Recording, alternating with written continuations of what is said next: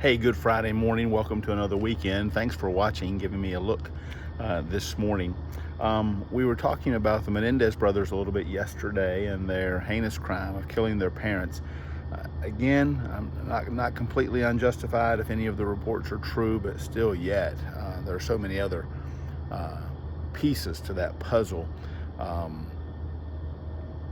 yes, there are allegations of abuse, but then at the same time, there was certainly uh, the seeming celebration of financial reward following the death of their parents.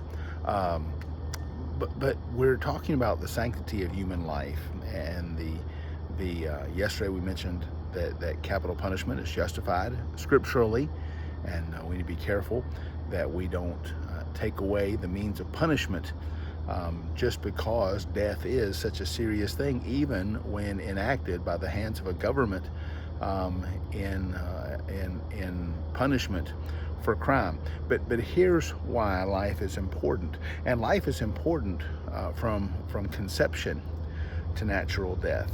By important, I mean it's sacred, it's holy, it's to be preserved. Um, Dr. Mohler has a wonderful podcast every day.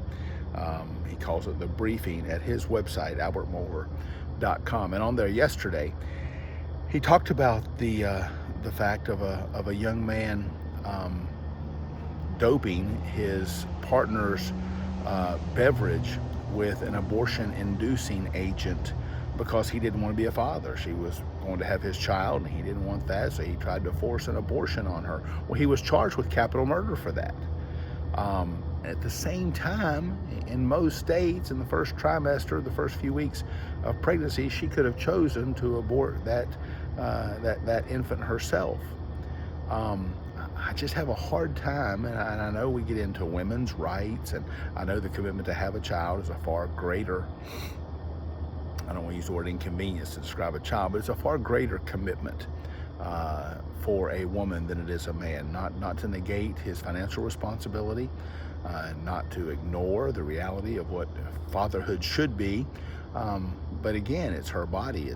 It's 40 weeks of gestation. It is the episode of delivery. It is all of that. But life is precious. Jeremiah chapter 1 and verse 5, God tells Jeremiah, before I formed you in the womb, I knew you, and I ordained you then a prophet to the nations. Luke 1:44, Zechariah had just heard that he and Elizabeth were going to have a child. Mary had the same visit from Gabriel that told her that she was going to have the Messiah. And as Mary approached Elizabeth in Luke 1:44, Elizabeth exclaimed, "Oh, I knew there was something special about you, because the babe that I'm carrying, the infant inside of me, he leaped in my womb at your appearance." Listen, to negate life before birth is to just walk contrary to Scripture. And at the same time, listen, there are a myriad of justifiable reasons to dislike our current president. I mean, he has a history. He's got a lot of flaws. But to oppose every policy that he's ever had or everything he's ever done just because you hate him, it's reckless. It's foolish.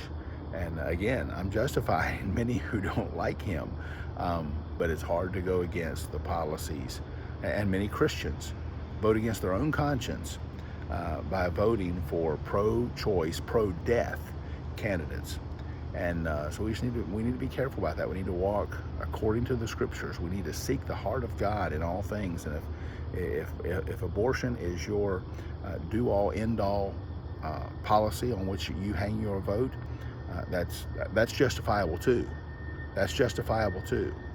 And so anyway, just talking a little bit about life and death. Hope you have a great Friday. May God bless you. We have a memorial service in our fellowship hall tonight for Michael O'Brien, Barbara Kleiner's son-in-law. And Dr. Billy Martin, a great pastor and evangelist in our community, lived into his 90s.